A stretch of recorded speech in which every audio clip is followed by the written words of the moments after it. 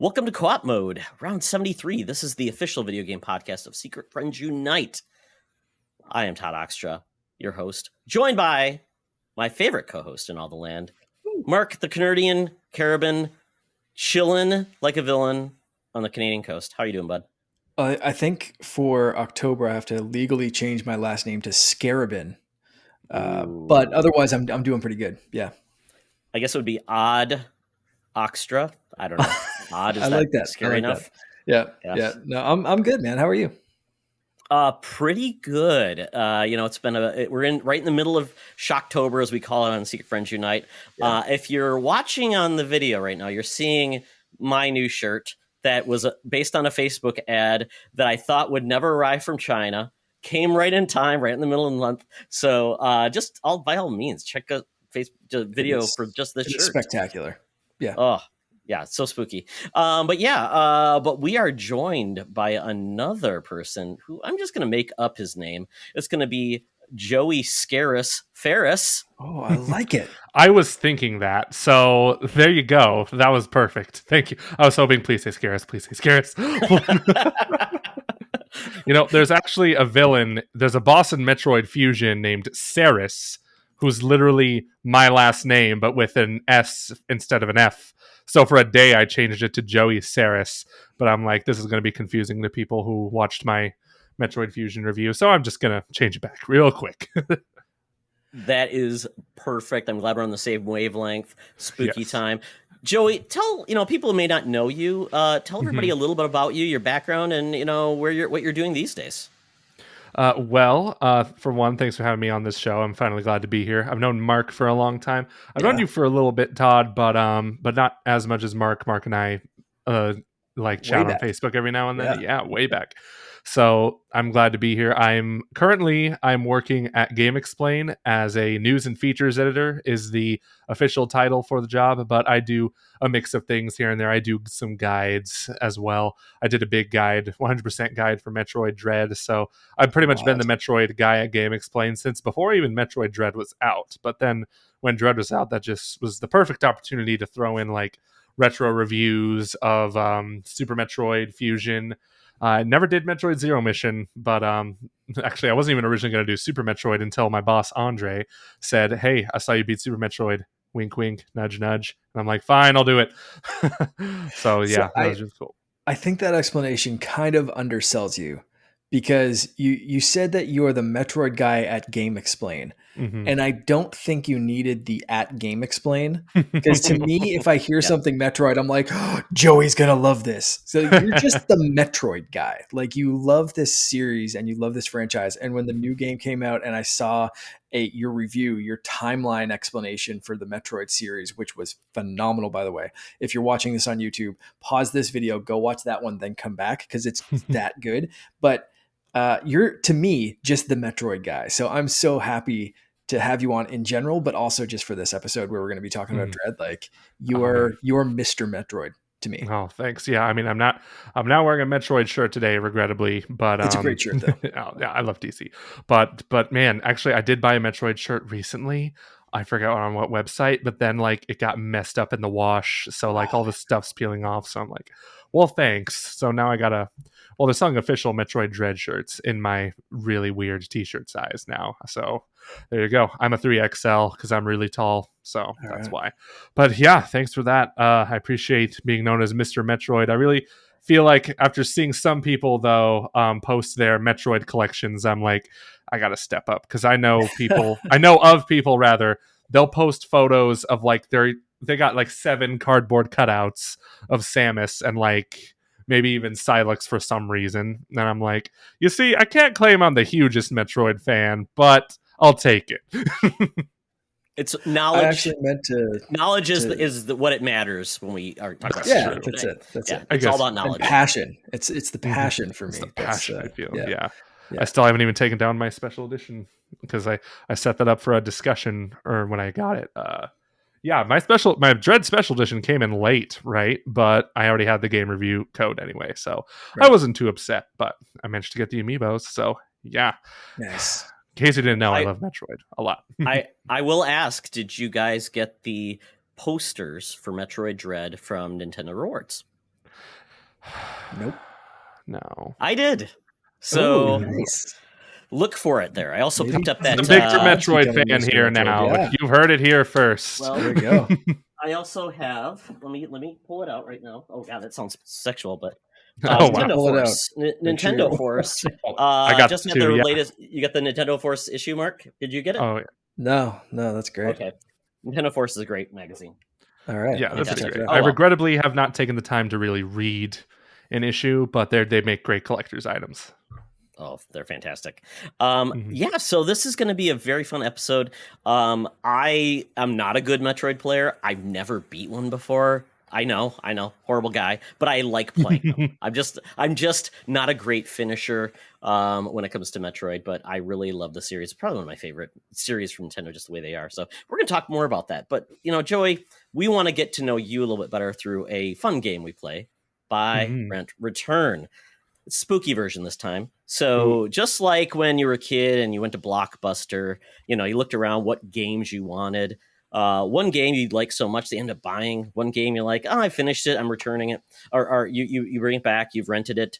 One game you returned because it was horrible. It was like the game your grandma would rent for you. Like Lee Trevino's Fighting Golf. Nobody want that game. So this week we're doing video game spooky enemies. Okay. You have to buy, rent, and return these spooky enemies. We're going to do vampires like Castlevania, Dracula, zombies, and aliens. Ooh. Okay. All right. So for me, I would buy the aliens. I would. This is a tricky one. I'd rent the vampires and return the zombies. And this is like gun to my head thing. I like all three for different reasons, right? But for this case, I would just like, for one, I love the aliens because, Metroid, but I also just love sci-fi games in general, especially when they're, good.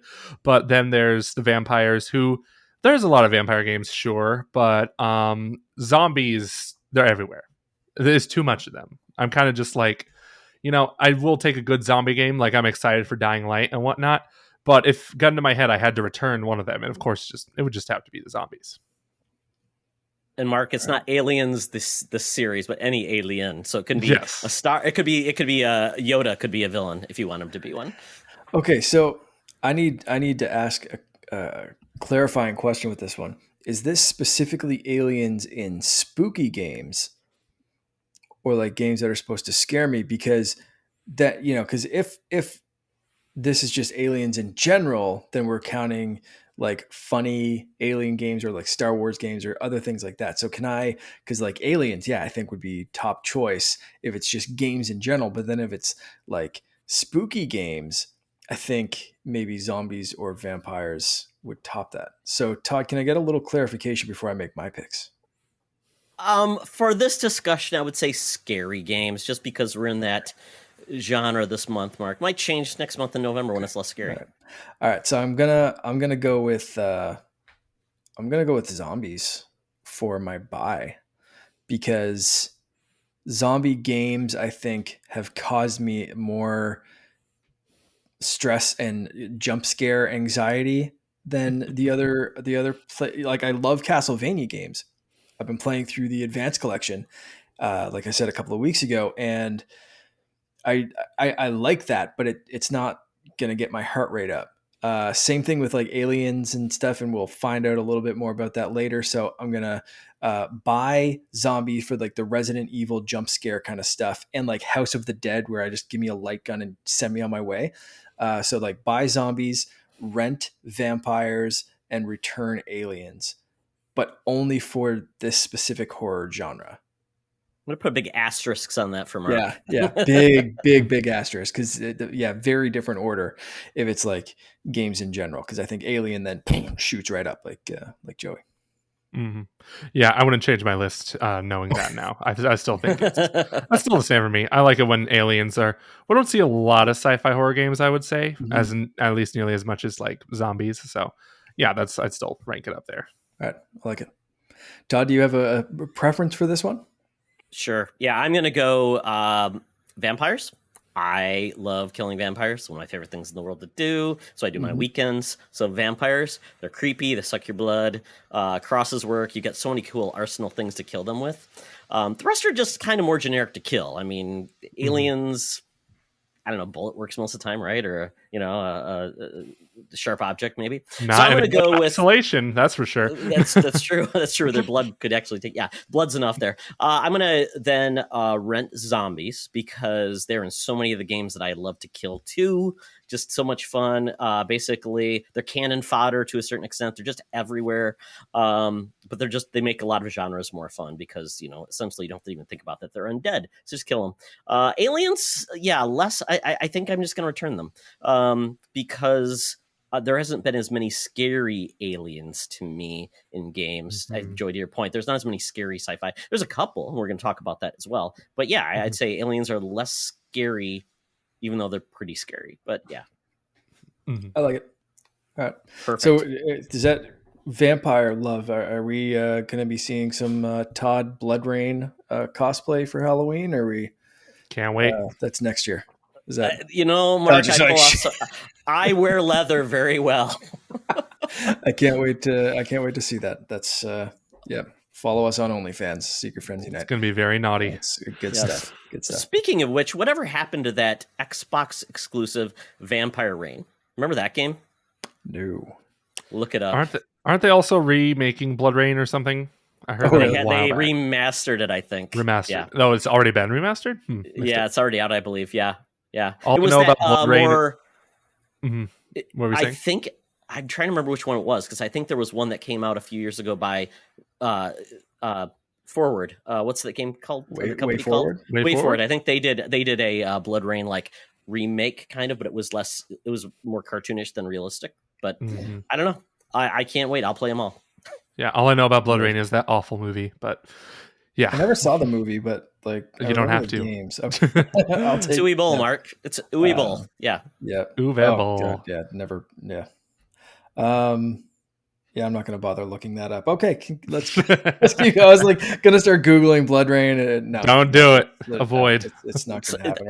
That's a rabbit for YouTube later, Mark. Rabbit hole. Yeah. Yep. Go there. Perfect. Well, let's get into what we've been playing, gentlemen. Joey, you're the guest, so what have you been playing? Well, on my off times, I have been playing. Are we on the spooky games yet, or should we save that for later? Let's save those. Save that for later. Okay, cool. Something I haven't been so for non-spooky games, but it is kind of Halloween themed. I've been playing the Arkham games, like the Batman Arkham games. Around this, I don't know what it is. Around this time of year, not even just like in October, but like when it starts cooling down a bit, like in September, that sort of range. When I know like the holidays are coming, I get into a Batman centric mood. Like I'm wearing the shirt right now, of course. So I just feel like the Arkham games are some of the greatest Batman media ever created by human hands. So yeah, I started Asylum, and then I moved on to Night. Now I'm not Night City, and then I'm currently on Origins. And man, Arkham Origins gets such a bad rap. That is such an underrated. Yeah, and especially after Arkham Knight came out, I just liked Origins more because Knight was just like, it was still a great game, but it was mostly a tank simulator. It became a slog instead of like it should be fun to drive a bat vehicle at all times, and it became such a slog to be like, oh, not another one of these stupid tank missions where I have to do waves of enemies coming at me and just like strafe in a tank for some stupid reason. Like, just move along. Seriously. And then Deathstroke came in and like, oh, we're going to fight Deathstroke. And he's in a tank. Yeah. Great, guys. Well, of course he is. He's best known for his tank. Oh, yes. Totally. Remember the iconic Deathstroke tank? My goodness. The spider cycle. Spider-Man needs a slower mode of transportation. Exactly. But yeah, I've been playing that. So speaking of that, Joey, DC Fandom was this weekend. Really cool event. This is their year 2. Kind of like everything DC does, movies, TV, whatever. We got some trailers of a couple of those games, and it was surprising because the Justice League, or the Suicide Squad versus the Justice League, is 2022, but the Arkham Knights Gotham Knights game right does not have. They didn't show a release date, which is very weird. They also showed 2022. So I'm thinking, okay, are they really about to come out with two very similar, theoretically, DC games in the same year? One of them is getting pushed back, and it's going to be Suicide Squad. That's what I know. I thought so. That's why I was surprised to not see a 2023 on that one, which is weird. But yeah, that Arkham Knights they showed, Gotham Knights. Man, I'm going to keep going back. They showed the trailer for that. That trailer looks fantastic with the Court of Owls. Oh, man, I meant to actually wear my Court of Owls mask when we started recording. I should have. I spotted it earlier, and I was like, I need to get that out of the cabinet and have it on for when we start recording. And I completely forgot because Finn would not go to sleep until late, so I kind of like rushed down to set everything up. So those games are so good, though. Holy crap, they're so fantastic. Like, and I know we talk crap about Night, but even Night's good. Like, they're all great games here, except maybe Arkham Origins Blackgate. I haven't played it, but I heard bad things. So yeah, I'm just really loving those Batman games, and the combat's just, first of all, just the story is great, voice acting is great. The combat is the reason I come back to those games all the time. It's just so good. Like, I can't think of a better combat system than that. Absolutely. Very cool. Anything else, Joey? Not really. I've been jumping back and forth between two horror games, so I'll talk about that in a bit. But of course, Metroid Dread. Like, I started a fourth playthrough, but I'm not gonna come back to that for a minute. I basically started a fourth playthrough because I needed to make a video about the sequence break. So that's pretty much the only reason why I started a new playthrough. So I'm giving the game a rest for a bit. Like, you can't keep blowing your load like every time a new Metroid game comes out that fast. So right. You gotta give it a little bit. You don't want to get sick of it. You can't have pizza for breakfast, lunch, and dinner and not be able to, someone says pizza and you're like, ugh, but you don't want to get to that point with pizza. You want to be like, always like, yeah, pizza. Yeah. Right. I get you. I guess that kind of leads into what Todd and I have been playing, because aside from going back to Smash Brothers for a little bit before the last DLC character comes out, I just wanted to revisit it because I really haven't. I think when I logged in, it gave me you've unlocked 2 other DLC characters. So I was like, ooh, haven't touched this in a bit. But aside from that, I've been basically playing Dread. Todd, have you been playing anything other than Metroid? And the spooky games that we'll save for later. Yes, I have. I forgot to put it in here. So, did I already talk about Solitarica? No. Okay.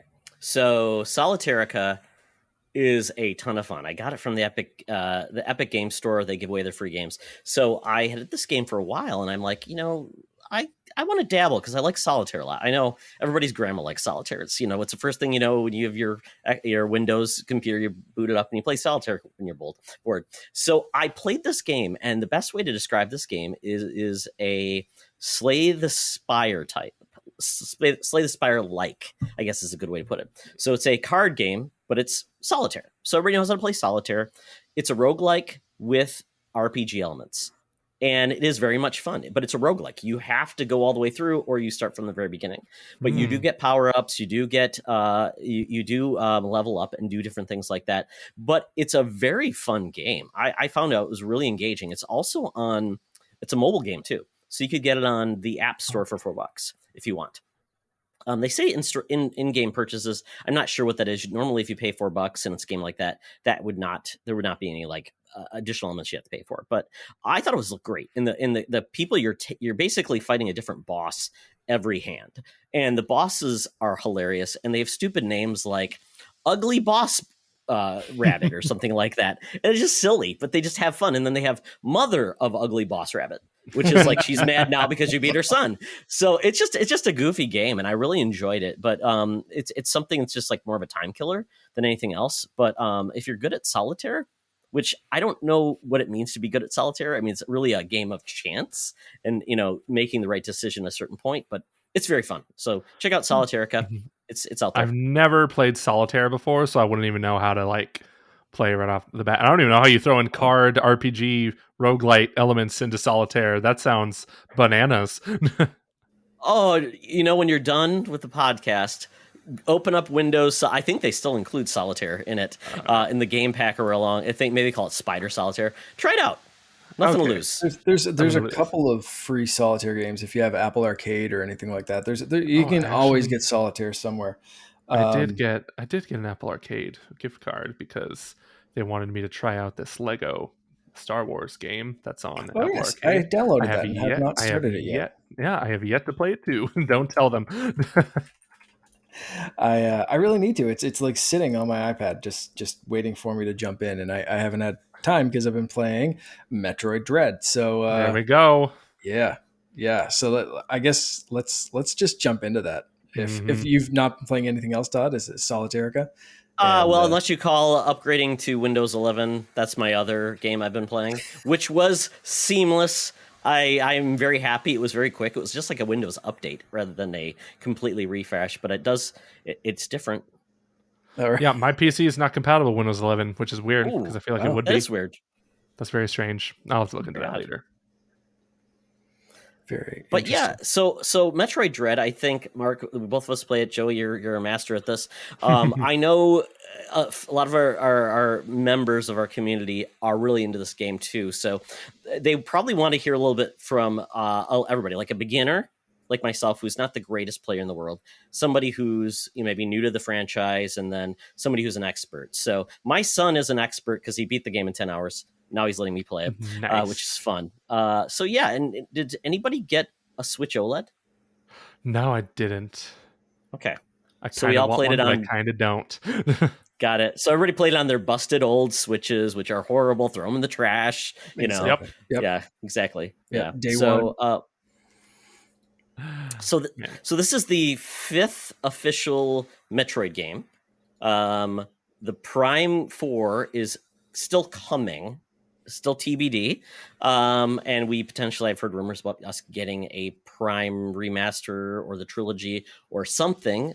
So, and we did have Samus Returns on the 3DS 3 to 4 years ago, I believe. Yeah. So so people may not be in the zeitgeist with Metroid because he's been largely unable to play on the Switch. I mean, unless you'd count Super Metroid or Metroid on the online services, which we'll talk about later. So I will say that I'm probably a novice. I never beat Metroid, never beat Super Metroid, never beat Prime, even though I think I got to the last boss finally, and I just could not beat it. And then, I played the GBA games. I played Hunters, didn't play Pinball. Pinball was so I played good, Other M. I have not played Pinball either. Oh, shit. Maybe I'm Mr. Metroid. Yeah, I think you are. I have a Mark. copy of Pinball upstairs. That's all right. And the last game people probably played of Metroid was Other M, which is kind of notorious. So so we're kind of in a weird space with Metroid, but I'm getting the feel that this is the beginning of a Metroidnessence. It's a Metroid Dread-essence. That's what everyone. There you go. That's easier to say. That's easier to say. Yeah, I like that. Yeah. So I will say I've only beat the first boss, and I am struggling with the game quite a bit. I love Metroidvanias, Ori, those type of games, Shovel Knight. This game for me has been difficult because I feel it's very twitchy. Like you move a little too fast at times, and then when you're aiming, I want to stop myself and aim down, but I'm like, I have to pull the aim trigger to do so because if I keep moving forward, I'm just going to run into the guy and take damage. So I've struggled a bit with that, but I think I'm going to change up my controls. I have these fake Joy-Cons, which I call Pro-Cons, which you can remap the buttons on the back, can make some trigger buttons. So I think I'm going to make those the aim and then the missile button. So I can kind of just do those on the fly rather than use the trigger up top. So I don't know. Yeah, I didn't like I will say I didn't like the implementation of that. I really wish it was like you said it, where aiming's with the left trigger instead of the left shoulder button, and the missiles were also the right trigger. I thought that was weird, but for me it was easy to get used to. But I've also not only been playing 2D Metroids for like a great amount of time these past few months to prepare for Dread, but I've also watched the Treehouse footage extensively because that is my job, because I have to analyze every little nook and cranny about this game, and I'm so glad I don't have to do that anymore. But anyway, I totally feel you on the controls. It's especially if you're not too familiar with Metroid, or at least as familiar with Metroid as Mark and I are, because it's a very sort of new Metroidvania experience to those who would otherwise be used to Metroidvanias. But the controls, like you said, are very different. The way Samus moves is like, still think those controls in Dread are just fantastic. And like, especially compared to going back and playing Super Metroid, which was very floaty, and that's probably part of the reason why you think it's a little too fast, is because like Super Metroid's controls were just freaking slow. Fusion and Zero Mission were a little fast, same with Samus Returns, but yeah, I'm not too surprised you're having a little bit of trouble, because I even saw some of my friends stream the game and they're big Metroid fans. It is pretty it is, I don't want to say it's super difficult, but it is a process to sort of get to where you need to go to get like an aha moment. I finally have everything figured out. It takes a minute to get used to. Yeah, for sure. I'm about an hour into it, so I would say, yeah, it's going to be muscle memory. It's going to be all those things, because they do throw a lot of buttons and pushes. Like the one feature they show up is, what is it, the one armor cannon you have to get the Emmy against. So you have to pull one button, you have to charge it, you have to do something. I'm like, this is really complex controls compared to a lot of Metroidvanias, where, like I said, I played Ori, loved that game, beat it to pieces, and that game is fluid. I've loved Shovel Knight. This one does add a lot more complexity into the controls. When you think about Switch, too, for somebody's first Metroid, they're going to be like, whoa, this is a little bit more so than I expected. But I expect to get better, and apparently you can remap the controls in the Switch. Now, I didn't realize this, that's something in the main menu. So I guess if you don't like where it is, and that's, I think, where I have to get comfortable with where the buttons are. But I really like it. It's a really beautiful game. But I would say blowing it up on a big TV, its flaws are clear. It does not look as good as on a small screen, because it's blown up. Its colors aren't as vibrant. But I think that's because it's on a Switch. It's very old hardware, and I think if it was on a Series X, that game would blow your socks off. 4K UHD, more textures, things like that. I think the game 1080p on the screen, 720 on screen. It might be. I didn't watch Digital Foundry's video on this, and they're like my go-to for that. I want to say it's 900p. Maybe. Okay. Gotcha. But I think for that art style, it kind of works for it. And it does. Yeah. And this is the first time Metroid's been HD too, which I think a lot of people don't even realize. So it's like, that's a really cool thing. So, but overall, nuts. I know. It's been. They said what was this, the first 2D Metroid game since 2002? Yeah, first new 2D Metroid. Yeah, like it's even then the 2D Metroids we got between now and then, there's only 2 of them. So this is like still a really new experience. Yeah. Very cool. Yeah, I'm really enjoying the experience. I'm early on. My son loved it to pieces. I think he said he would have loved it to be longer. And he said, Dad, I only put 10 hours in, but I don't think they count when you die. Like, if you had a failed run, they don't count your run. They don't count your time. It's only when you've continued forward. So I'm like, okay, interesting. Mine's going to be 10 hours too then. Yeah, I did a video on that because I wanted to test it out. It's very weird because I think they actually count cutscenes in the time too, which doesn't make any sense to me. Like I timed it, compare one run with cutscenes, one run without. The one with cutscenes, even though it was like the same distance, came out to be like 5 minutes longer. And I'm like, what? You really count the cutscenes in there? Which I guess they're saying like, a speedrunner is going to skip the cutscenes anyway. And I'm like, I get that, but did you have to make them count anyway? It's whatever. But yeah, the thing about Metroid games is you got to play them over and over again to really appreciate them, or go for 100%. Yeah. Yeah.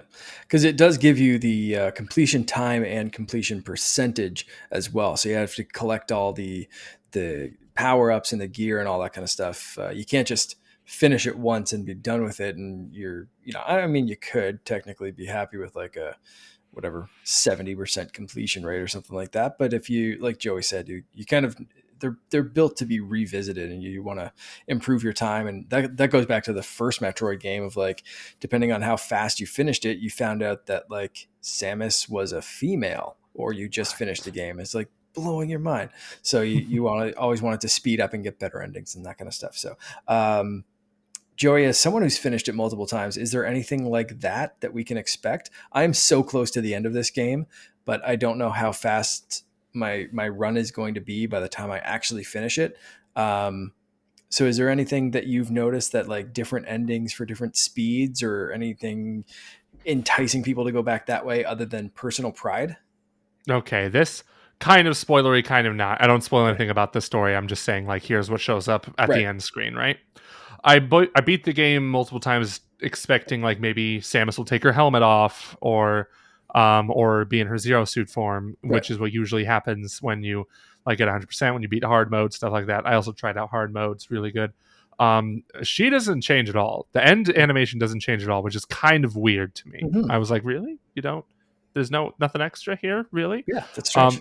Yeah, what you really get is you get these collectible art pieces, and like it'll show you. I forget what the criteria is, but like they'll have art pieces for like, oh, here's Zero Mission, here's Fusion, here's Super Metroid, to kind of just say this was the journey Samus has been on since the first game. So kind of like an homage to Metroid there. They even put in Other M, which is kind of why people are talking about Other M right now on Twitter, because the game acknowledges Other M's existence, not in the game itself, but on like the menus and stuff. So, but what's really cool is the sequence breaking, and it's just like, even if you look up how to sequence break, it's still really rewarding to do that, because there's a moment in Kraid's boss battle, right, when if you get the morph ball bombs early, I won't go into detail on how to do it. It's a process, not a hugely complicated one, but it's a process. You unlock a new animation that like there's a wall and there's a bomb slot like right there, and you go into that bomb slot. It's hidden, so you have to bomb the wall to see it, and then it triggers a cannon that fires the morph ball into Kraid's belly, and then you just keep spamming bombs in there. Oh, that's so badass. Whoa. Yep, the game literally says, hey, sequence breaking ain't illegal. Go nuts. Whoa, that's crazy. It's so wild, dude. So I'm going to ask a newbie question. Okay. What is sequence breaking? Because what are you talking about? Yeah, that's a good point. A lot of people don't know what sequence breaking is. Cool. It's when you get items out of order, basically.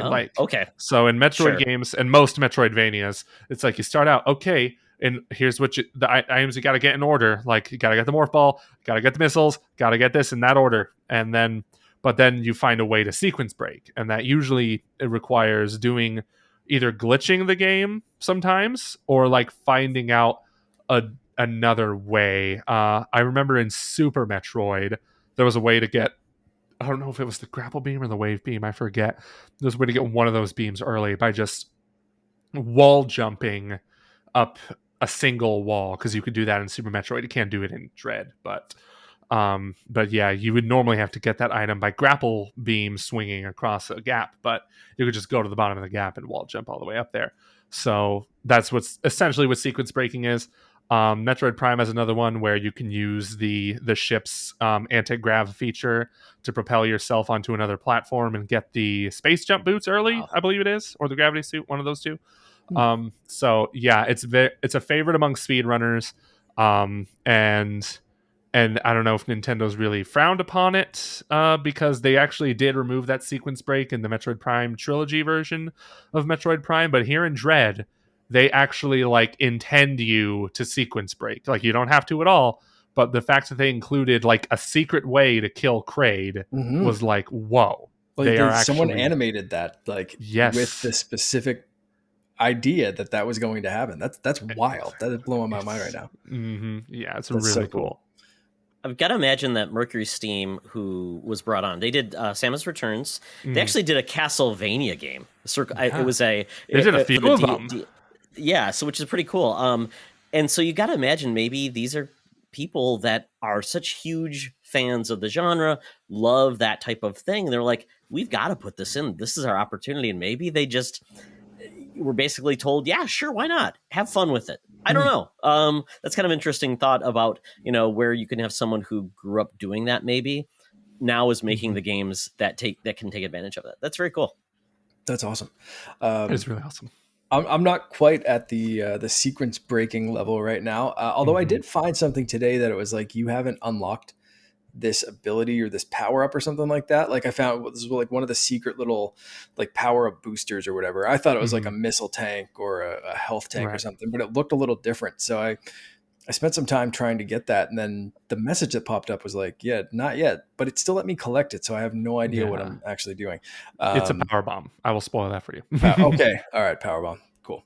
Yeah, so they don't hide those very well. I'll tell you that. Yeah, like, no. I collected a few of those before I got the power bomb. Yeah, it was just right there, and it just took me 2 seconds to like. It was just like pulling down the little thing. So I had to like bomb a couple of things and then missile a couple of things and grab onto the elevator and pull it down. It was just right there. I was like, okay, that's neat.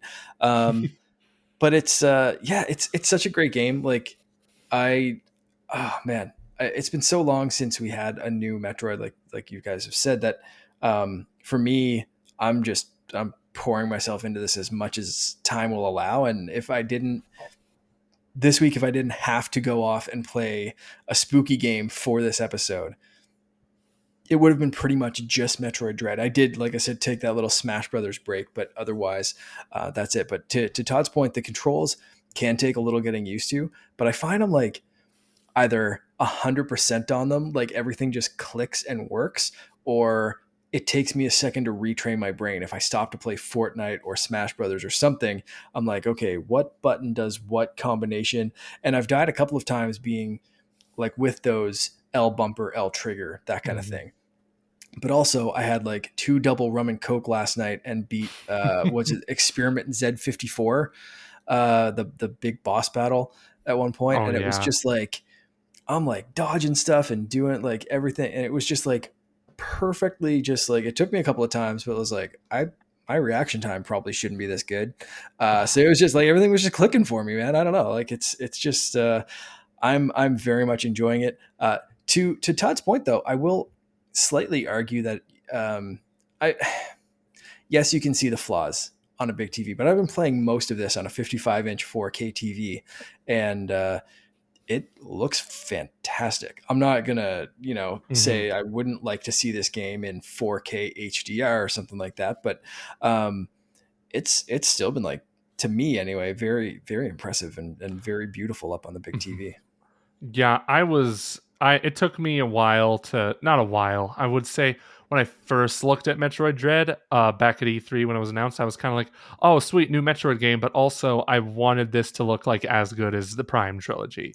The Prime trilogy has such a great and timeless art style. It's insane to think like these have never been in HD officially, and they're on the hardware weaker than the Switch and weaker than even the new gen consoles, and it still looks fantastic.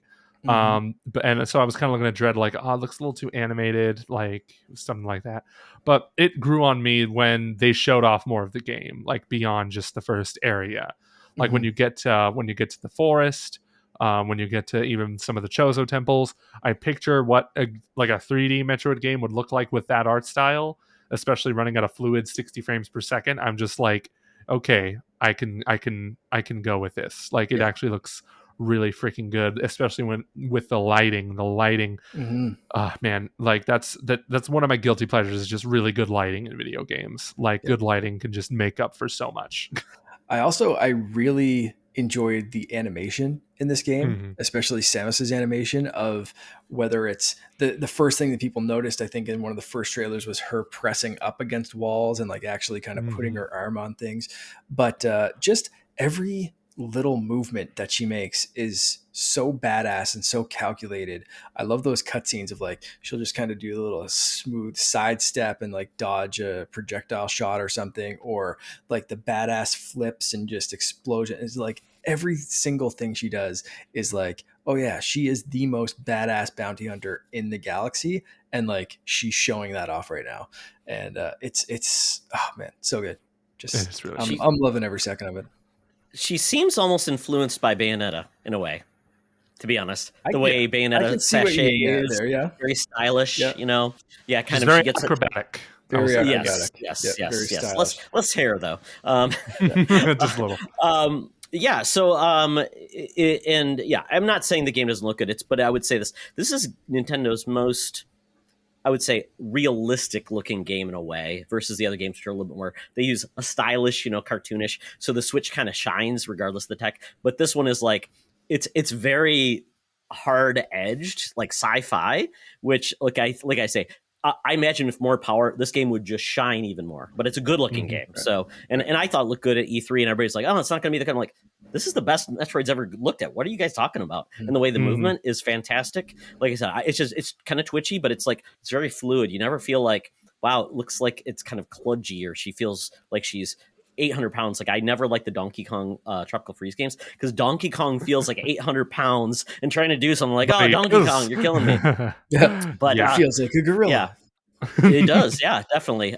So with this game, are there any like hints or tips to maybe somebody who is not as good at this game that would benefit them to just kind of like try something out, do something different, a different strategy? It's a really good question.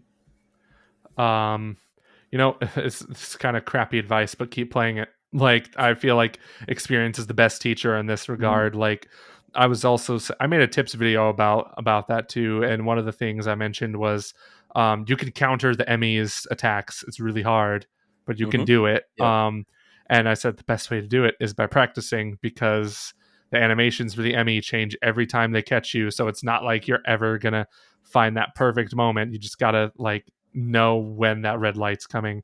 And I feel like that kind of goes for the game in general. Like keep in mind like all the controls there are, like know what they are, and from what it sounds like you already do, like you already know which button does what and whatnot. But the best way to get better at it is to keep playing it, keep learning from your mistakes, especially learning enemy and boss patterns, because each boss, especially the bosses, have very specific and very obvious patterns that aren't that you don't pick up on them right away. It takes some tries. And when you do, like even hard mode isn't even that hard, because you'll know these patterns and you'll know how enemies move throughout the world, and you'll know which weapons suit you best. And spam missiles. That's just missiles. Like don't even be stingy with them. Just go nuts on the missiles.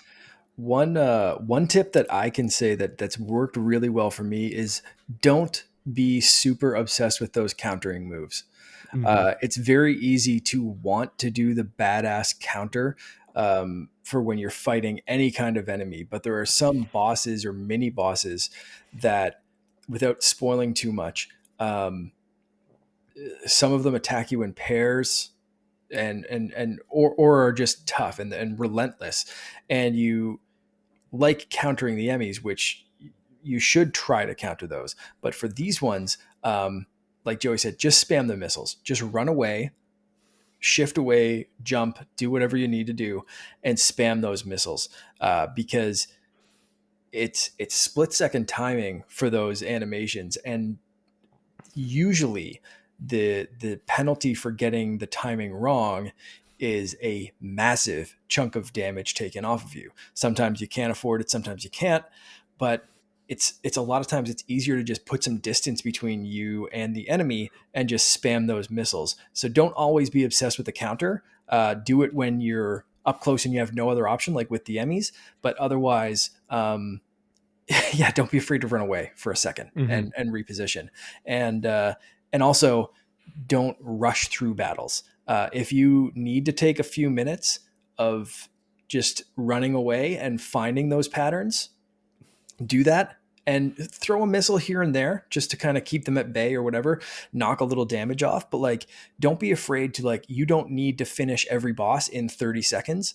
Like, run away for a second, learn, take your time, and just kind of wait for your breathing to go back down of like, okay, I'm not in a boss, like you get that amped up breathing and heart rate and whatever, for like, oh, I'm in a boss battle. But once you calm down and start learning the patterns and running about a little bit, I find that your head can kind of be a little bit more clear and a little bit more like Zen state. And maybe that's where the rum came in. And I was able to like notice you those numbed patterns yourself. maybe without being too in my head. I was just able to notice those patterns and like get away from it. But I think that like that's really, really worked for me in a few battles.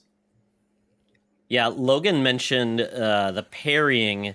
If you use it and then kill them, is the amount of like health and missiles is much greater. So there's a For a benefit to regular doing it. enemy. Yeah. For a Oh, regular okay. enemy. Yeah, I'm talking for Yeah. for specifically for boss battles for the most part Got is it. or mini boss battles is the one that's really coming to mind because the Yeah. first few times I was really trying to parry and stuff. Like I said, there's a couple of fights that they attack in pairs, and and I was trying to parry and it was just like this isn't working. Like what can I do? And it was just like clicked in like just get away, just separate yourself and separate them and just pick away at their health just slowly over time. And I did that boss battle I think without getting touched once I kind of figured that out versus like just straight up getting my ass kicked from all angles trying to be like time that perfect parry because there's two moves that they do that look really similar and it was a pain. Yeah, but if you can parry a boss, do it Oh hell because yeah. you will mess them up, like delete half of their health, like straight up. Yeah, that's If you can the time it. first. Yeah, the first boss. Logan was like Yeah. saying, "Hey," he was watching me play the first boss, and it's like you slide underneath the boss. You get the parry button, you do it, and he's like, "Yeah, just keep firing it." I'm like, "Oh, really?" And I'm like, "Yeah, I'm doing a hell of a lot of damage now versus before. I was like going up there hiding and like shooting." And so yeah, it's really there's. I think that's cool that you can have multiple approaches. It's like your Mark and Joey and me, and like, hey, have fun with it, and that's brings in the replayability. And the whole thing about Dread being basically you are going to be kind of not always in playing this game like you would a lot of Metroidvanias, Castlevanias, whatever you call them, where it's explore first, it's survive first. Yes. Which is different, which is cool. I love the fact they reinvented this franchise. This is kind of like the third franchise they kind of reinvented on the Switch. Yes. I hope they keep doing that with their franchises and rethink it because this is the biggest audience the Switch Nintendo has ever had, most likely. So try stuff because guess what? Even if it flops, you'll sell like 3 million copies. Yeah, really. The sales for this game have been bananas, and I'm really curious to see how well it does because I really wanted to hit that 3 million mark because Metroid Prime 1 sold 2.82 million copies, I think, and that was the highest selling Metroid game. So I really hope Metroid easily breaks that record, and I feel like it could especially this holiday season, what with Black Friday coming up and whatnot in November. So, yeah, Metroid needs that sales boost because my God, more of you people need to play Metroid, and it seems 100%. like most people have. Like it had a great opening in the UK because UK reports on their sales numbers right away for some reason. Still don't understand that, but they do. It was even number 1 in Japan on the eShop, which is almost unheard of for Metroid. They hate Metroid. They do. Yeah. It's nuts, right? So, yeah, there's just great sales success all around for any franchise that releases on Switch. Let's be honest. Yeah, that's Perfect. awesome. This is right now contender for game of the year for me. Yep. I'll say that right now. So I'll save that. We've got some heavy hitters coming out later in the year, but for right now, it's definitely. I think it's going to be making at least my top list, if not my absolute top. So, yeah. I'll be curious, Mark, to see if this is the only game you and I play the same game we play this year, which may make it default the game of the year for us. But we're gonna play Halo though, so Immortals that we Phoenix don't have Rising all over again. Although I loved that game as well. 2 years in a row, badass female protagonist. At least the way I played it for Phoenix Rising. I could handle that. That'd be fun. Absolutely. So, Joey, one last question. Really curious about this. Does GameXplain have like a game of the year that we overall, do, or is it individual editors that pick their own? It's individual. Okay. We don't have like a here's the GameXplain's official game of the year. We're just like here's our games of the year, and we make it a casual thing. Got it. Because I know that's like the big thing. Like now, the controversy is the cutoff date because Halo is like December 10th, which is like late for some areas to actually review it. So that'll be cool. So that's kind of nice to have it. And do you guys have like a date where you have to submit those by? No, we have a discussion about it at the end of December. So pretty much any game that's come out this year is fair game. Like we don't have like a cutoff date like the Game Awards does. Right. Great. That's Yeah, awesome. Secret Friends does it. We aren't held back by corporate overlords saying we got to have it out. So we'll wait until whenever we want to, Mark. It might even be like March, maybe. No, we'll get to that in January, but we'll at least wait till the end of the calendar year, and then we'll make all the magic happen. So early January. Yeah, definitely. Well, very cool. Yeah, so hopefully you guys are playing Metroid Dread. I know Sean Nias, who was on our show last week, is he's just loving the game and is telling us all about it, which is great because he hadn't played a Metroid game in a long, long time. So I know this is bringing a lot of fan base back into the franchise, so that's really cool. So a few news pieces really quick. G4 officially launches in November 2021. This is big news for me because I love G4. I love Tech TV. Then it became G4 Tech TV. Then it became G4. I love those shows. It was before YouTube even existed. This is how you got to see video games on the screen on shows you loved and people talking about video games. So I love this. So what do y'all think about G4 relaunching? I think it's cool. So did they clarify that it's relaunching like on TV, or is it just only online? So this is going to be streaming. It's going to be actually a streaming service or a network. Comcast owns it.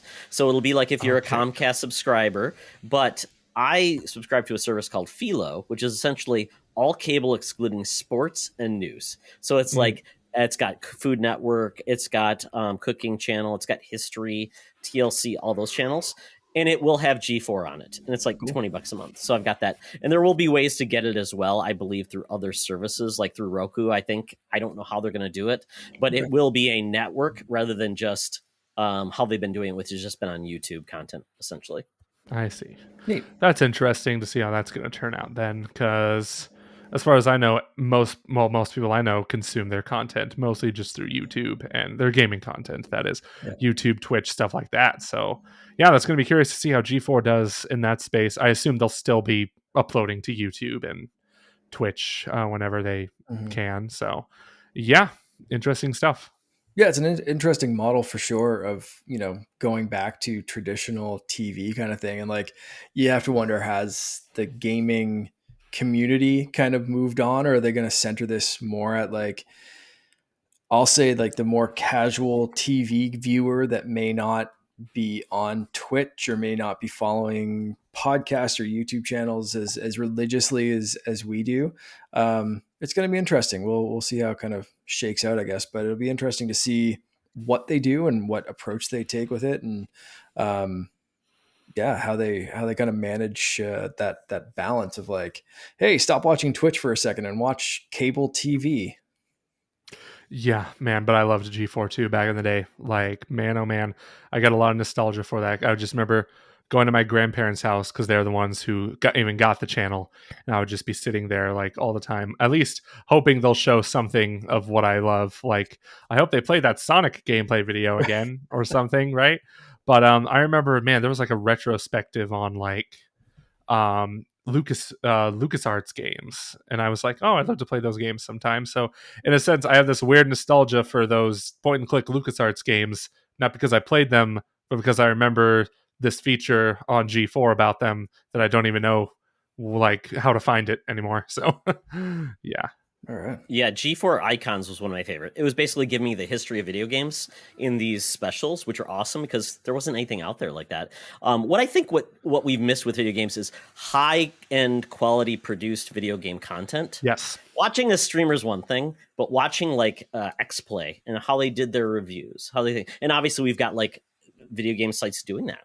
GameXplain doing high-end quality with voiceovers. I mean, but a lot of that came from XPlay and a lot of the fun things they did. So I think they're going to be a happy medium. I think you can take what they did, bring it up to speed, and still be complementary to what you get with YouTube and things like that, because we got individual creators. But once again, nobody's really making like high-end scripted content. A lot of people are making a script and doing things like that. But we do have some people doing that stuff, but bringing it all together could be very cool.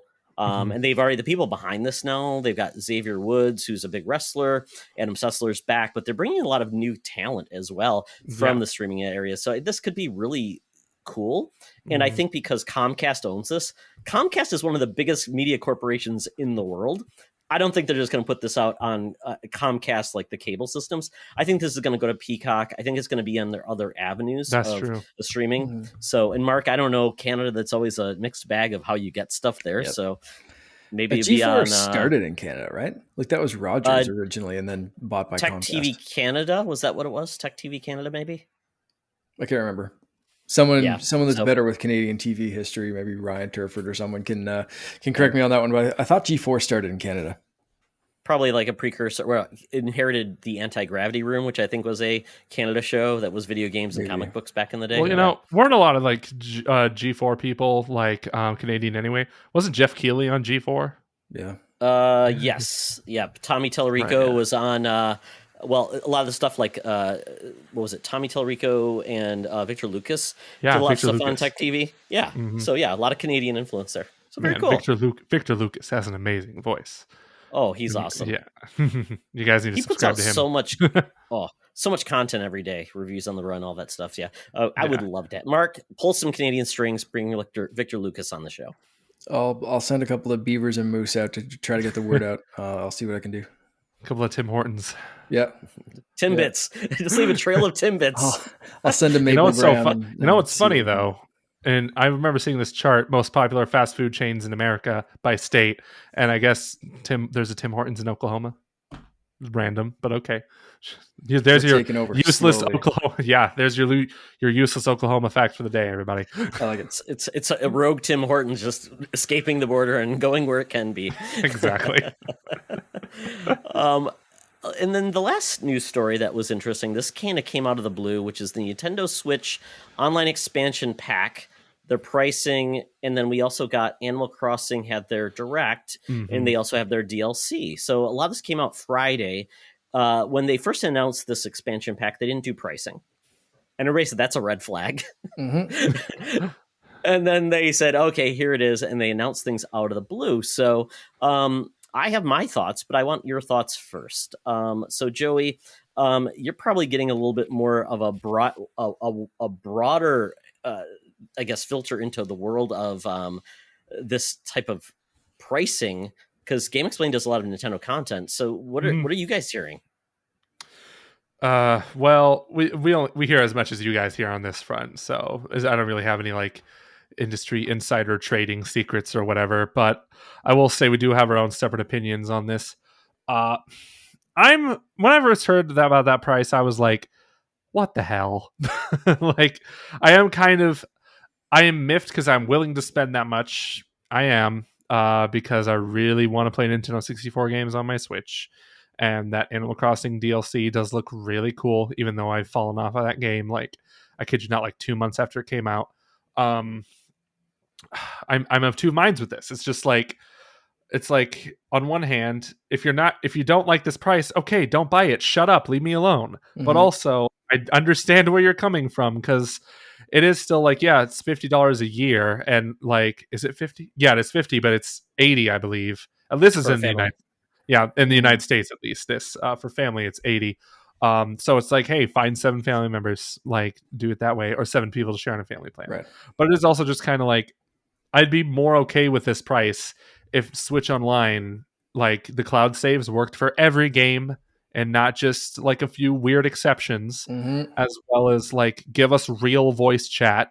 Like, it still boggles my mind that like they had normal voice chat on the Wii U, but completely ass backwards voice chat on the Nintendo Switch. Yep. That's just, it drives me nuts. So it is kind of just like, better okay, built-in voice chat on the DS, because it had a microphone. DS. Yes. And we know built-in voice chat's capable on the Switch because games like Fortnite and Warframe, I believe, support in-game voice chat. Yep. So I don't understand what's going on here. Like, it is kind of just harkens back to Nintendo Switch Online. It's like we all of a sudden remember now that, hey, this service ain't that great aside from their library of classic games, which is really good. And it is the reason why, well, part of the reason I am going to buy it anyway is because it's part of my job anyway, because I got to have it anyway, right? And I'm sure I'm going to do it with a family plan, so we only have to spend like $10, $12 a year anyway. But yeah, it's strange. And we've seen companies, and I'm not against people complaining about this online. Like, I do have a problem with people calling others Nintendo drones or like Nintendo fanboys for like and also I hate this stupid meme. It's Prince. It's the famous pop singer Prince holding a sign saying it's okay to pirate Nintendo games. You should always pirate Nintendo games. It's always morally correct. And I'm just like, okay, stop talking like that. Like, it's not always morally correct. Right. And it's just like just it's okay to have an opinion on this matter, but you shouldn't crap on other people for their opinions on this. Like, don't go calling people Nintendo drones or Nintendo fanboys just because they're willing to spend money on this service. And also, like, don't tell people to shut up and just not pay for the service and just be quiet. Like, it is okay to voice your opinions to a company. Remember when Microsoft was about to double the price of Xbox Live? And then they shut that down real quick. I admit it's going to be harder for Nintendo to listen on this matter, but that's the way I see it. It's just like, it's a really mixed bag for me. Yeah. I'm kind of feeling the same way, and really the only thing I'll add is the price for me is it's high. It's higher than I expected. If you go talk to Dan from Retro Logic, we talked to him a few weeks ago. We were talking about the price of going to collect some of these games that buying a few N64 carts, finding a working N64, hooking up to a modern TV, all that kind of stuff. Like, it's going to cost you a lot more than a subscription to this service. The only thing I'll add is I wish there was tiers to this, because for someone, and I'm sure this is what Todd's going to say, so I apologize for stealing your thunder a bit, Todd, but if you're not an Animal Crossing fan, this kind of sucks, because throwing the DLC in there for someone like me or my wife or my sister or my brother or my nephew, who we're all splitting on a family plan, so it's like $20 a year to me anyway, which I'm not super concerned about right now. But it's still high, and it's way higher than we've been paying in a family plan for the last few years. But excuse me. But if you're not an Animal Crossing fan, then the price, the value proposition is like really turned on its head. That free, whatever, $25-$30 DLC is, that's a good thing to throw in there. And I hope as we see the year progress, maybe I don't think we'll see every single Nintendo DLC thrown in there, but if they would throw in like, oh, here's a couple of extra boards for, Super Mario Party All-Stars or whatever that one's called that's coming out, or here's something like extra little bonuses to make it worthwhile. Because if they just stick to Animal Crossing, Todd, you want to take over and talk about how jazzed you are about this whole service? Because like I said, I'm excited to play it. My wife, my sister, we're all excited. So we're in, right? Like, it's hitting our N64 childhood. We're already planning out some Mario Kart Online game nights that way. We're all excited to get back. Joey, we're similar. We've fallen off of Animal Crossing for the most part, but getting back in and spending another 100 hours in all of this expansion that they've just announced sounds fun. And, if only 10 hours is in the Happy Island Designer or whatever the hell this expansion's called, then cool. But the rest of the expansion that they announced is free and great. But if you're not jazzed about that game, then Todd, is this service doing anything for you whatsoever? It's zilch. I have no nostalgia for N64 Genesis games, so I'm like, I might want to play those, but not for the price they're offering them. I've heard there's maybe some costs because of licensing and working with Sega. That could be a big deal, because why would Sega be involved if they're not getting a piece of the pie, right? They don't own the game, so that could be a part of licensing to get some of the games that Nintendo doesn't own. Could be a part of the deal to get Conker or ukulele not ukulele, sorry. Banjo-Kazooie.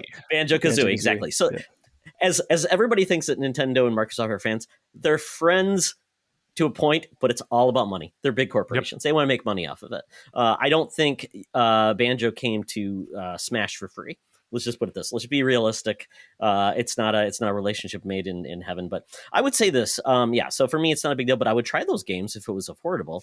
Like I said, I've never seen it's not like Netflix is saying, well, here's Netflix Plus, and it's twice the cost of what you pay today. This is what it is. It's twice the cost. I don't know if N64 and Genesis games, N64 is going to have a smaller library than the SNES or NES. Genesis may too.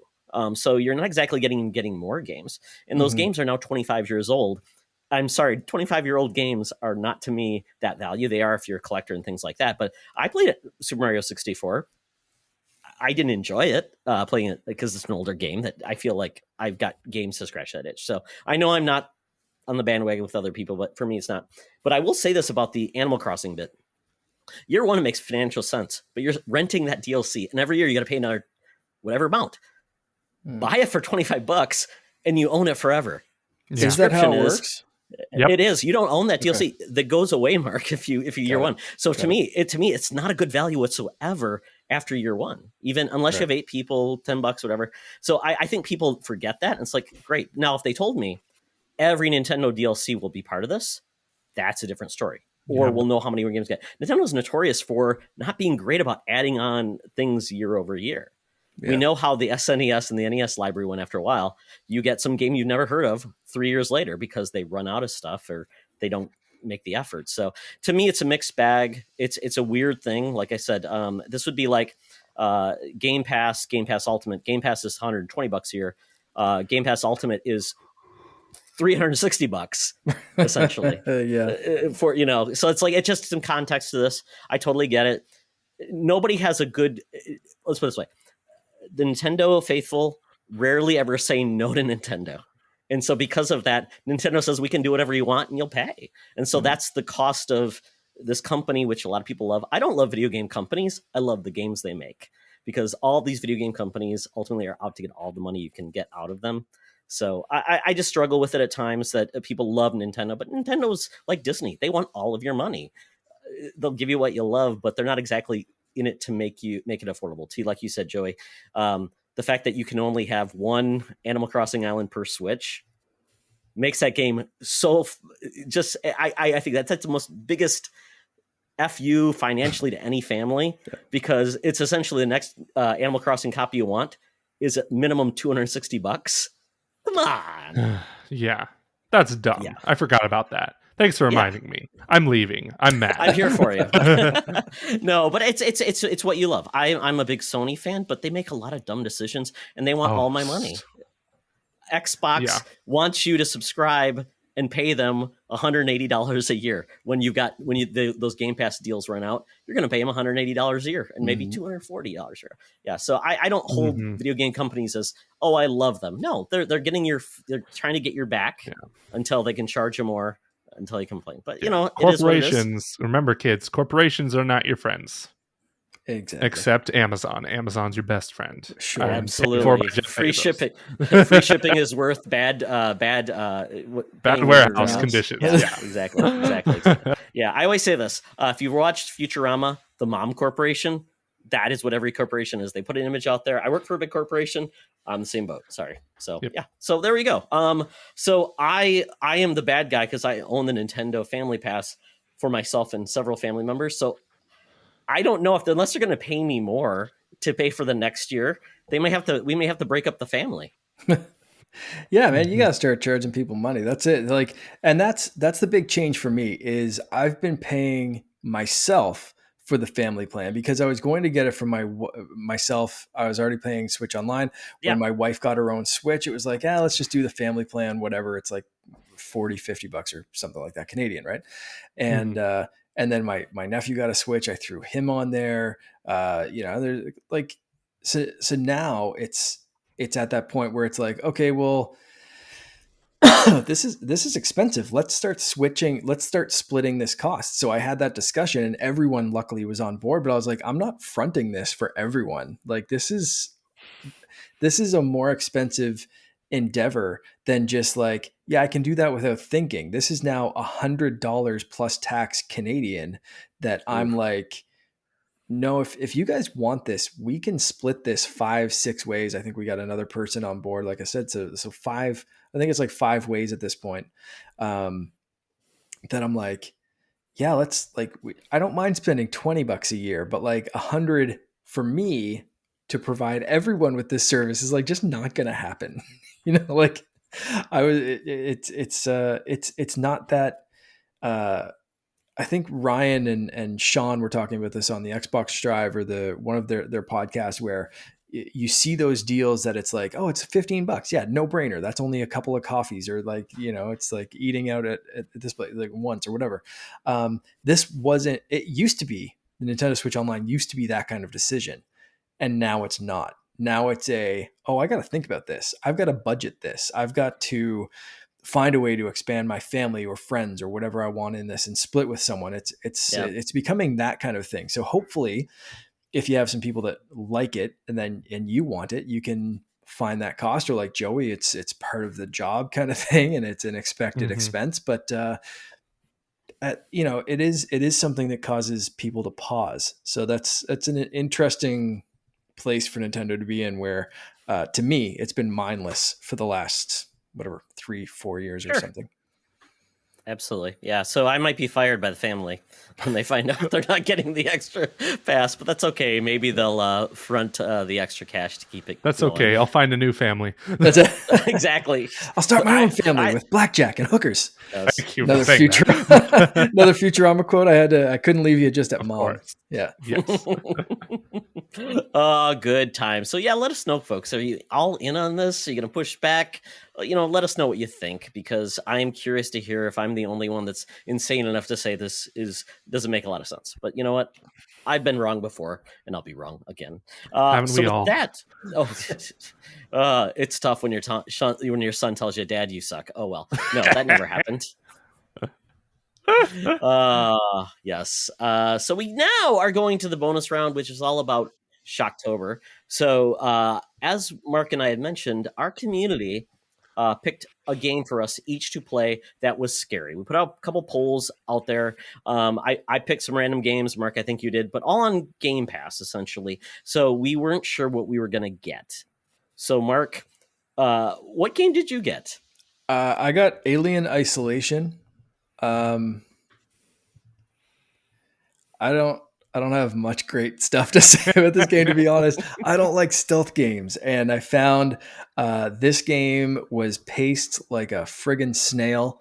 I liked the Aliens movies growing up. Like that was they were the kind of horror movies that I liked. I've never been a big like slasher horror fan kind of thing, but like the psychological horror of being trapped on this ship in space where no one can hear you scream against this alien who you never know where it's going to be and is just picking people off. And I loved that kind of thing, and I was hoping to get that in this game, but I wish it happened sooner. Like there's so much exposition in this thing. I think I played it for like an hour and a half, 2 hours before someone got killed by the alien, and then it just left for a little bit, and I was faced off against like cranky humans for another little while, and I was just like, why? Just don't do here, guess what? You're in a ship, your name's Ripley, and there's an alien trying to eat you. Just give me that. And don't do 2 hours. Like this is longer than a movie of exposition. And like it just, and I know like, because we had the time limit, and I think part of the reason was because we said, let's play a minimum of 3 hours. And I just kept wanting to get back to Dread. So maybe I wasn't in the right mindset for this game, but the whole time I was just like, it's just paced so slowly, and like Metroid again got me so into the action so right away, just kept going and going and building, and this one I just felt it was like, I don't care about you, Mr. Irishman. I don't care about what's going on with this ship. Either get me off or give me a gun and let me start opening up. It was just like, just didn't do it for me. I'm sorry, community. I wish I liked this, but I didn't. Did either of you guys play this? I've never played it before. So Joey, you have. So I have a couple of questions about this game. Yeah. So is this set in like the actual, like, is this part of Alien with the crew we know in that movie? Is it a different type of crew that is also experiencing the xenomorphs?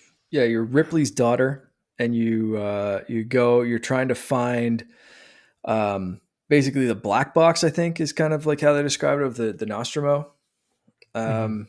something like that. Anyway, there's a manifest or something like that this space station has from there. So you go to dock on the space station and the communications are interrupted, and you go on there and there's like a bunch of shit that's gone down, and nobody's like, the whole thing's desolate, and there's like little pockets of people, but they're not getting along anymore, and it's basically like the apocalypse but on a space station. So it's kind of weird. And then yeah, shit just kind of goes down. But like that explanation happens over like an hour and a half. Mm-hmm. And again, like there's just those stupid little video gamey things, like you can't jump. So like there's an inch and a half of garbage on the ground, and you're just like, just walk over that. And she's just like, now let's find a way around it. And it's like, just like, just no. So I don't Are you underestimating the difficulty of space garbage, Mark? I guess. So Okay. anyway, Joey, if you want to jump in with, because you like this better than I did. Yeah, but no, I totally understand where you're coming from. Because for one, I totally get like playing a game, but like you have another game in mind. So it's just like, is this game bad, or am I just really fucking impatient right now? And that's how I'm feeling. I really don't know. Yeah, Alien Isolation is not a game you can just jump right into and like expect to have fun right away. It is a very, I never finished this game for one. I've always wanted to finish it. I've started it a few times, like on different platforms, and I get to a point, and then like when I decide to come back, I forgot the story already. So now I'm like, oh well, time to start over again. Here we go. Yeah, it is a slow game, and it is a stealthy game. It gets very tense though when like you're actually trying to hide from the alien, escape from the alien xenomorph. And I do like the setting. I love the art style of the game in the sense that it is stylized like a future that was designed in the 70s/80s. Yeah, it had some very pretty bits. Some of the lighting, again, you mentioned lighting in Dread. Some of the lighting was fantastic, very ominous. There was one bit that like something popped, and it did make you feel that kind of like, what the hell's going on here? What's gonna come from whatever angle? But so yeah, feeling wise, they nailed the feel of an alien movie for sure. Yeah, the music even sounds like it was ripped right out of the movie, but it's all original tracks. It's really good. The game is really good, but it's a slow one, and it's also, from what I've heard, it's also really long, and like it's like 20 hours to beat. And I'm like, a stealth game that long, where if you get caught you die, I'm not sure if I want to deal with that. Not for me. Yeah. Not for me. Yes. Oh, sorry. No, the last bit I will say on this is because I knew we were playing a spooky game, and the community wanted they wanted to pick something that would cause me to kind of stress out. I didn't mention this on the podcast or in the community, but there's not much that does that to me. So I played PT in a dark basement at my brother-in-law's place, and he expected it to scare the crap out of me. And I just kind of played it through, and I was just kind of sitting there like, yeah, okay, cool. This is, oh, that's neat. There's a baby in the sink, and it's like screaming at me or whatever. Like it was like weird, but it wasn't like, it didn't scare me. Like I said, stuff like the dog bursting through in Resident Evil, like that kind of like jump scare kind of gets me going a little bit. But like for the most part, stuff like that doesn't really get my heart rate going. And I've mentioned that a few times on this episode because I was actually through my watch watching my heart rate playing Aliens or Alien Isolation. And it didn't really raise too much more than like my sitting resting heart rate. So that was a good. What about sign. your resting bitch face, Mark? Yeah, that was I was totally resting bitch face while playing this. But that was a good sign because I've then gone back and like looked at it through playing Dread or playing Fortnite when it's like down to that like final two kind of thing, and you're really getting that adrenaline up. And I was like, if that can raise my heart rate, like that's what I want from a horror game. And so Isolation, like what do you call it? Like I can demonstrate through heart rates that it didn't really get anything going, but Dread has, and I'd like to play something that it messes it. And again, maybe it was just mindset at the time, but yeah, didn't really get me going. So sorry, community, I tried. So so there's no combat in the game. It's really just hiding and surviving, right?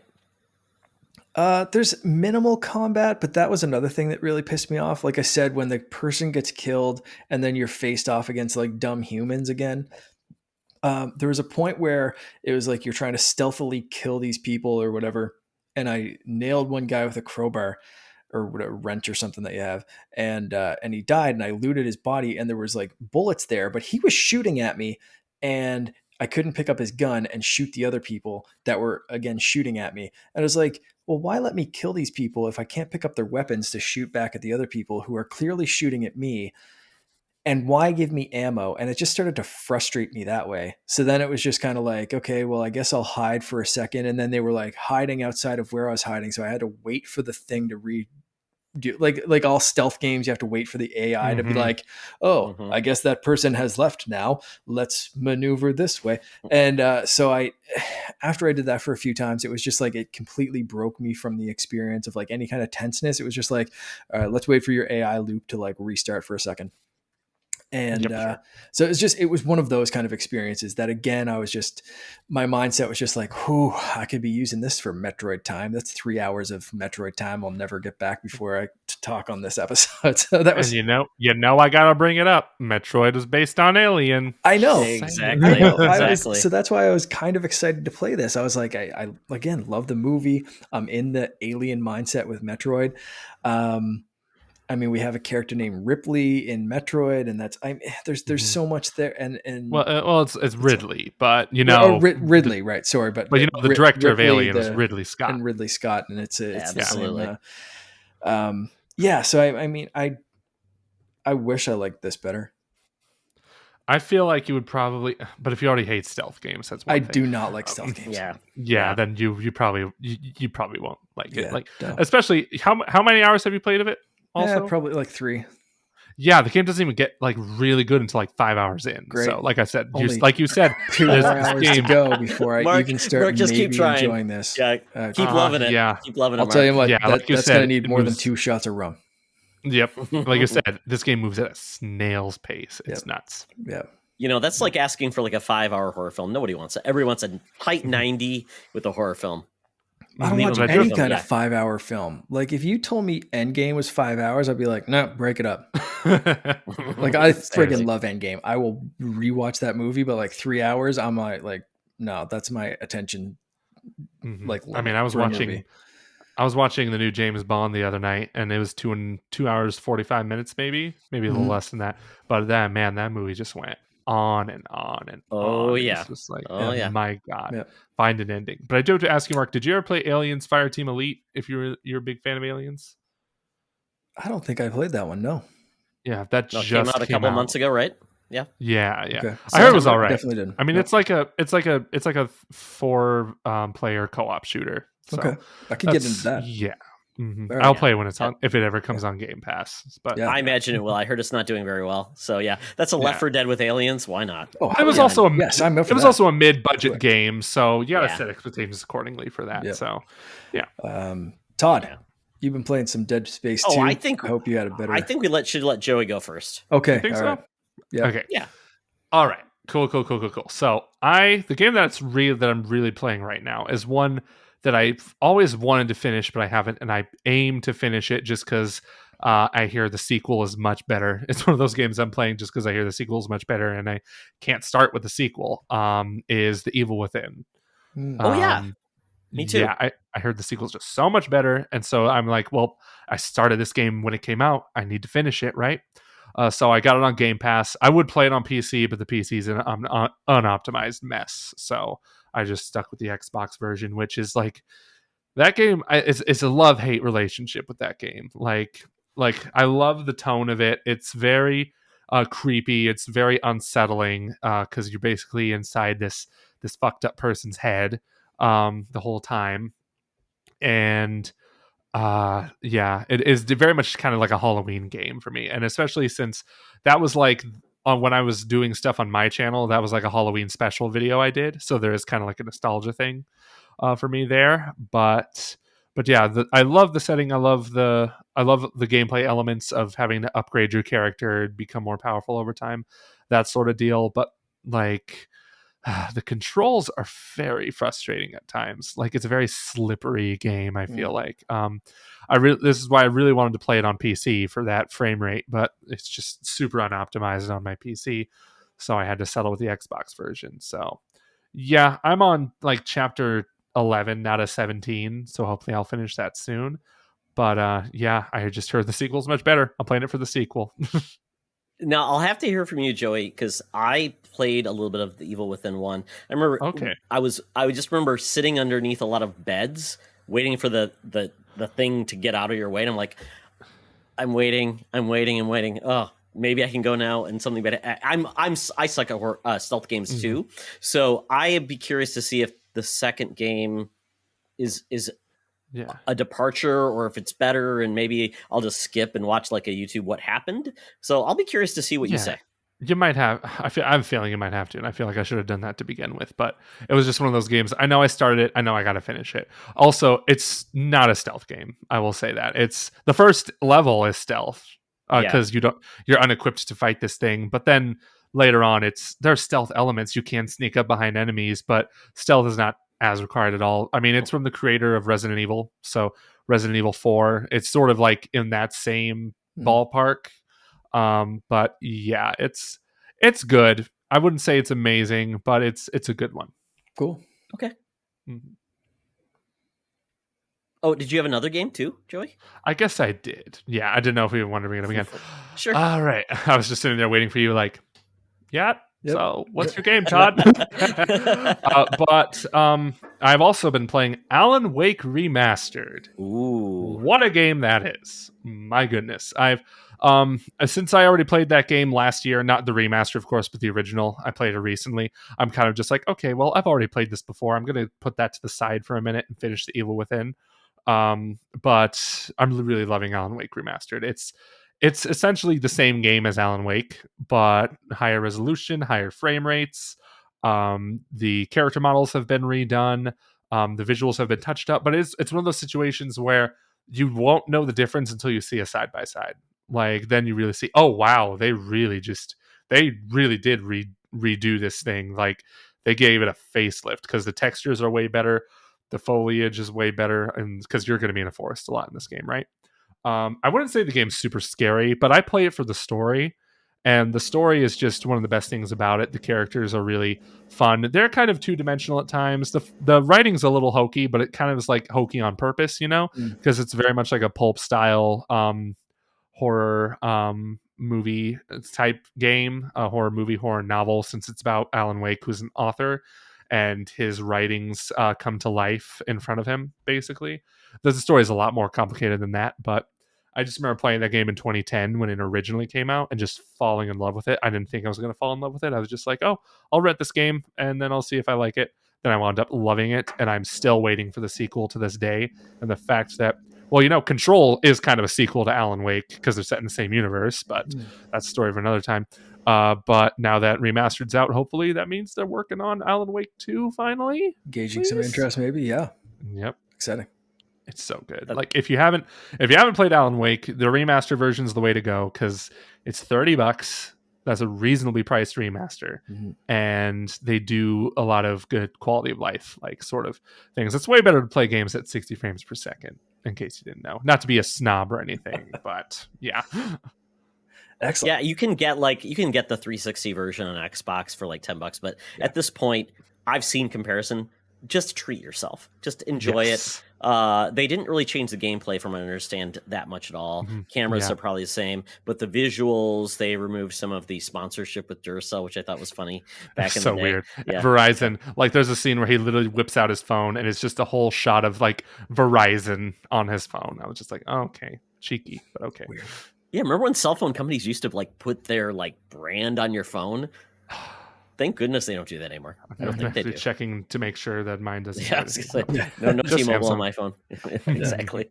Yeah. Oh, that's awesome to hear because I'm like, oh, it was one of my favorite franchises on the Xbox 360. I love Control, but I'm like, I got to hold back because I still have to play the Control DLC, which I heard is fantastic, and it does bring in the Alan Wake stuff, which is cool. Oh, it's so good. I love it. I love Alan Wake. So good. Okay. Well, yeah, check that out, guys. Especially if you like Stephen King's The Dark Half. This is like the spiritual successor video game for that. So very cool. Twin Peaks Stephen King game. So awesome, Joey. I'm glad you like that. That's awesome to hear. Yeah, for me, yeah, my pick was Dead Space 2. I Mhm. loved Dead Space 1, and for some reason, I don't know what happened, life changed. I never played Dead Space 2. Don't know Hmm. why. But I tried Dead Space 3, which I'm like, this doesn't feel right. So Dead Space 2, I'm playing on 360. I could play it on PC through Game Pass as well, but I decided, I'll just play it on. I don't know if there's like cross saves or anything there. I'm not sure, so I'm kind of dedicated to the 360 or to the Xbox One S, or sorry, Series S. And wow, this game holds up surprisingly well. The controls, the visuals, the audio, it just seems like a game that could use a couple of visual polishes, but man, it still looks good and it's still creepy. I was wearing the Xbox new wireless headset, and the sound was very impressive, like creepy, like weird in my ears. The stereo sound really creeped me out. But this is, if nobody's played Dead Space, essentially it's like, what's that movie with Lawrence Fishburne where Sam Neill goes crazy? Event Horizon. Yeah, this is like Event Horizon, the video game, where just hell breaks loose. A tower's brought in. It basically opens up basically all this insanity where these creatures come through. They infect people. So you're basically killing aliens. Sorry, guys. I guess I threw aliens under the bus in my pick. I like killing these aliens quite a bit, but it's creepy. It's very much like the undead in space. It's wonderful. And I loved how the first game could have been the end of the series and be like, that's great. One of the best standalone games ever. But they made a sequel, and I'm really enjoying it. They take what you liked in the first game, they're adding on to it, and it's creepy. And what really made the game creepy, just like the Resident Evil games at times, was managing your inventory. If you start running out of stuff, you really are defenseless. There's not much you can do. You can maybe try to run, but you're not very fast. You have an upgrade path, but if you make the wrong decisions in your upgrade path, you kind of screw yourself. And I think that's where I'm getting to the point now where it's like, man, my ammo is going a lot faster than I wish it would. You have a stasis effect, which is really cool, where you freeze people, and then you also have almost like a, call it gravity gun or whatever, where you can reach out and grab things and then shoot them out. I don't know if it's a gravity control. Such a cool mechanic. And then they bring in like free floating, like where there's no gravity, so you can float around in the environment and have some combat there. They've got points where you go into a vacuum in space and you run out of oxygen. Just so many cool mechanics, and this game does get freaky. I mean, little babies running around. Guys, come on, Mark. Mark, if you tell me little babies don't scare you, come on, Mark. Nope, I'm too big boy. There's nothing wrong with the babies. They're just little babies crawling around in the game. Yeah, and just killing you. Yeah, there's nothing creepy at all. No, not at all. Fine. Yeah. So I was pleasantly surprised by this game. Mark, I wish you could have played it. I'm not sure if you have a history with Dead Space, but Dead Space 2 is really, really good. So far, I'm really enjoying it. I'll check it out. Yeah, I mean, I like those type of games, so they don't scare me, but it is that jump scare every once in a while where they come out. It's like, oh crap, what's going on? And I will say what scares you. The death scenes in this game kind of reminds me before Tomb Raider did it. Like I'm about to get, like, I've got to shut down this barrier to close out the vacuum because I'm getting sucked in. And if you do it too late, chopped right in half, limbs. And it's like different various death scenes. Oh, yeah. I've died 3 times, 3 different ways in the same scene where I'm like, they did 3 different death animations. That's amazing.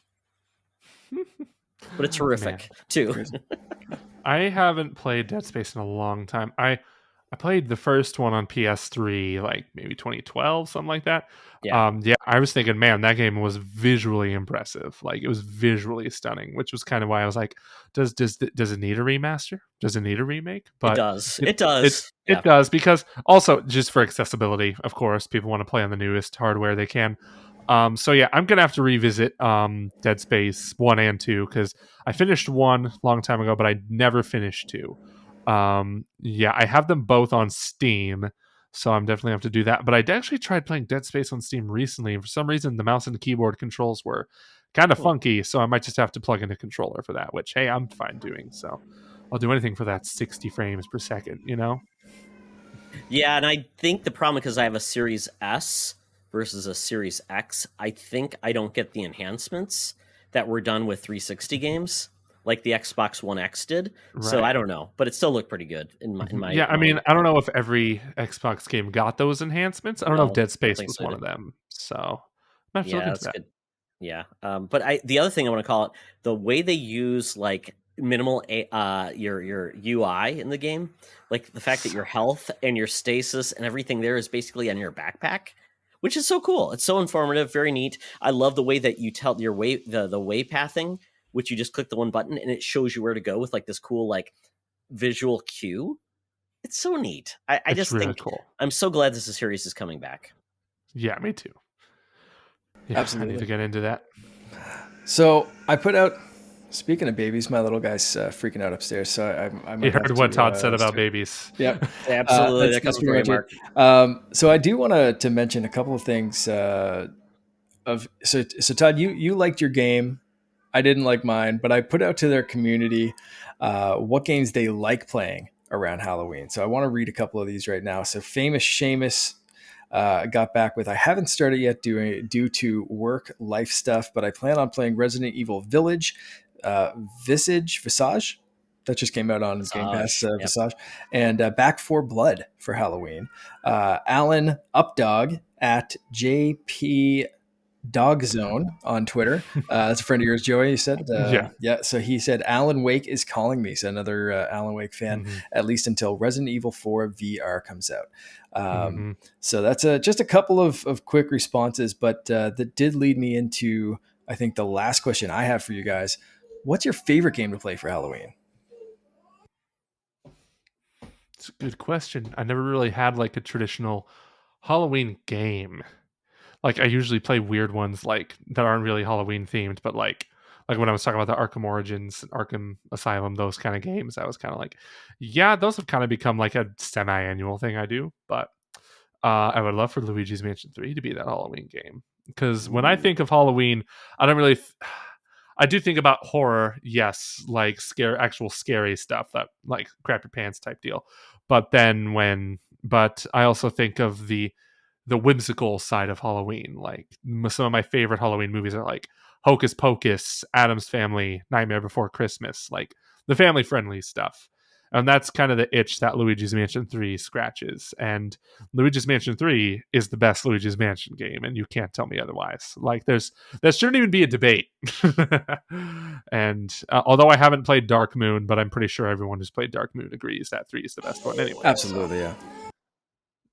Yeah, very quickly, I know we've got to wrap this up. I would say I love Pumpkin Jack. It's a new game, but it's so much fun. I don't know. Joey, have you played that game? No, I've been meaning to, actually. So thanks for reminding me. Oh, it's so good. I think it's on all the consoles now. It's like medieval or that type of game that is actually good now with the camera control, the combat, just the aesthetic, and it just feels like if I want a Nightmare Before Christmas game in that engine, because I played some Nightmare Before Christmas games back in the day, and I'm like, they just don't hold up. But I mean, that would be perfect for it. Absolutely. Yeah, I've been meaning to play Pumpkin Jack because it looks like a really fun platformer type. It's kind of a platformer, right?